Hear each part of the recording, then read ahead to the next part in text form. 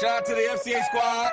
Let's turn up. Hey guys, my name is Vickery. I'm a junior. I go to Habersham Central, and today I want to talk about overcoming obstacles in Joshua 6. First, I'm going to give you a little introduction with my notes.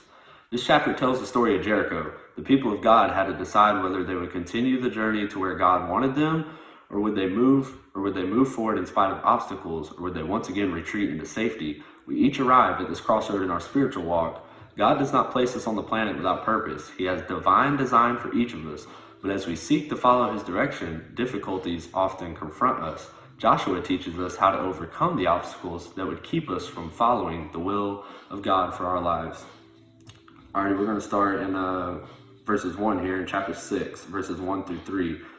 Now Jericho was securely shut up because of the children of Israel. None went out and none came in. And the Lord said to Joshua, "See, I have given Jericho in your hand, its king and the mighty men of valor.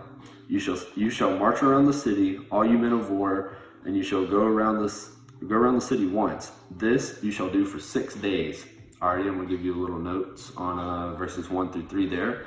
Whatever your obstacle, God is willing to cross it with you. He is committed to communicating with his people and to providing strength, comfort, and hope. If you are up against a wall and want to know how to deal with it, don't try to overcome under your own strength. Commune with God. Let that be your first plan of action rather than your last. Alright, we're going to jump up to verses 6 through 8 where he gives even more specific instruction. Verse 6.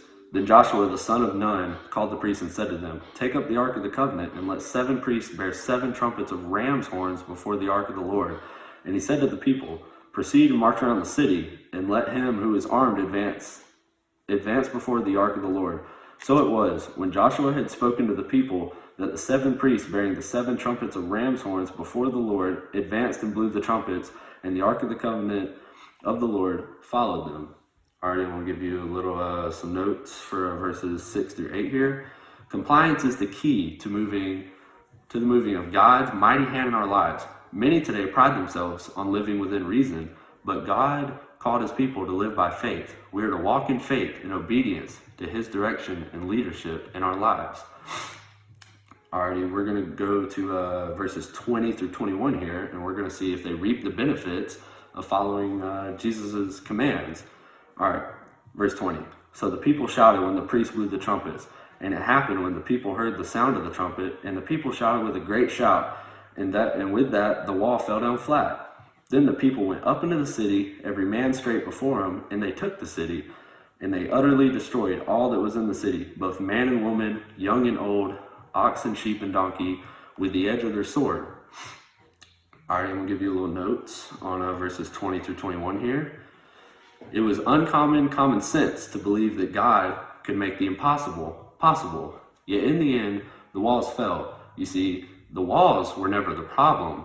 They never are. We, the people, are the problem. We always are. God has the power to do as he chooses, but he desires that we act in obedient faith to him. And when we do, he takes care of the big walls in our life. Everybody, are you ready?